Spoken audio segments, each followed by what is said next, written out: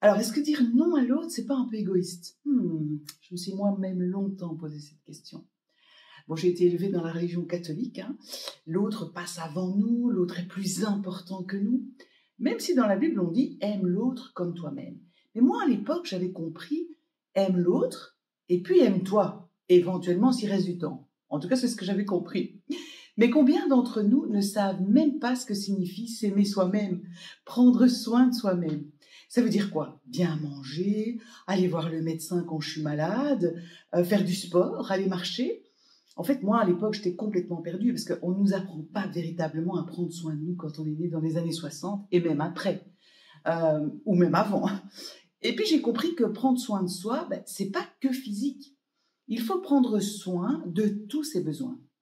Et on n'a en effet pas que des besoins physiologiques, qui sont des besoins pour survivre, hein, comme les besoins de sécurité, mais nous avons aussi des besoins spirituels, des besoins émotionnels.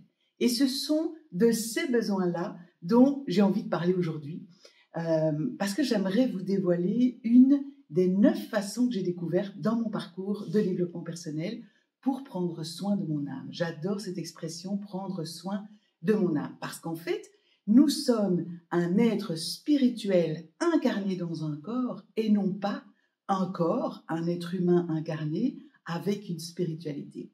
Donc prendre soin de son âme, pour moi, c'est vraiment essentiel. Et les autres façons bien de prendre soin de son âme seront abordées dans d'autres vidéos. Parce que je sais qu'en général, bien les vidéos ne sont pas écoutées jusqu'au bout. Et moi, j'aimerais bien que cette première vidéo soit entendue par le plus grand nombre. Et si ça ne parle ne fût-ce qu'à une seule personne, eh bien j'aurai atteint mon objectif. Et même si toutes les façons de prendre soin de soi ne vous parleront peut-être pas, prenez ce qui vous touche, prenez ce qui vous convient et ce sera déjà un bon début. La première façon de s'aimer et de prendre soin de soi, pour moi, c'est déjà de se choisir, se respecter. Mais qu'est-ce que ça signifie concrètement au final, se choisir, se respecter? Alors l'exemple qui pour moi est le plus pertinent, c'est déjà d'apprendre à dire non aux autres. Et si rien que cette petite phrase vous choque ou vous fait sursauter, alors je vais vous la répéter dans l'autre sens. Apprenez à vous dire oui à vous. Ça veut dire que quand quelqu'un vous demande un service et que vous n'avez vraiment pas envie de lui rendre ce service, dites-lui non. Gentiment, bien sûr, hein, c'est pas la peine de vous disputer avec le monde entier ni avec cette personne. Mais le problème, c'est justement que si je dis non à une personne, je vais plus être aimée, je vais être rejetée, je vais être vue comme une méchante fille ou un méchant garçon, comme une égoïste, comme une mauvaise humaine.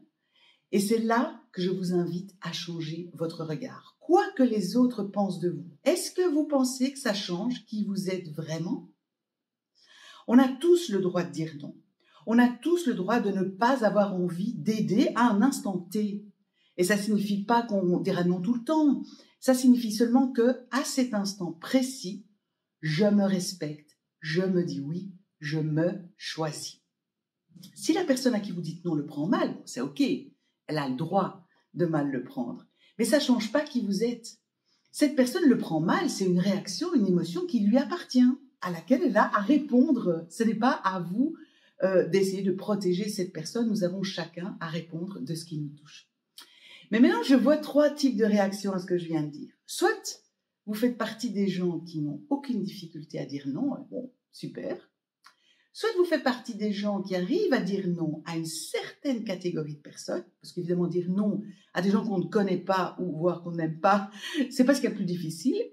Ou alors, vous n'arrivez jamais à dire non et cela vous pèse. Je vais vous donner un exemple concret de la difficulté à dire non et dites-moi en commentaire si dans ces circonstances, vous arrivez à dire non facilement sans vous culpabiliser. Pour une fois, vous êtes seul chez vous pour la soirée, vous avez décidé de regarder un super film à la télé en mangeant une pizza ou autre chose.